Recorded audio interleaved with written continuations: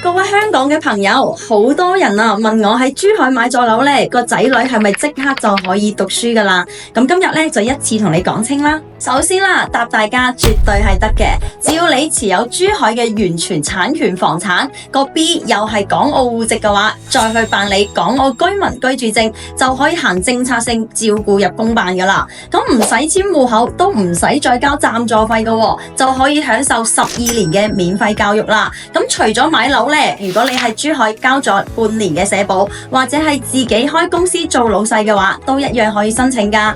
公立啊、私立啊，都係可以任你揀噶。不過呢，公立嘅性價比就一定冇得輸啦。深合區嘅政策，仲有專價嘅港澳子弟班，兩文三語，跟翻香港嘅模式。咁日後呢，可以考港澳台啊、僑聯考入內地嘅211啦，同埋985啦，亦都可以攞 DSE 報香港嘅同埋海外嘅大學啊。咁最重要嘅就係呢，珠海嘅生活成本啦，低過香港一大截噶，又唔使逼啲細單位喎。而家港珠澳大橋往返都非常之方便啦。週末如果你想翻香港探親友，都完全冇壓力喎。咁如果你想知道你心儀嘅片區仲有咩靚嘅學校，或者係辦理居住證啊，需要咩資料嘅，快啲私信我，我寫份清單俾你。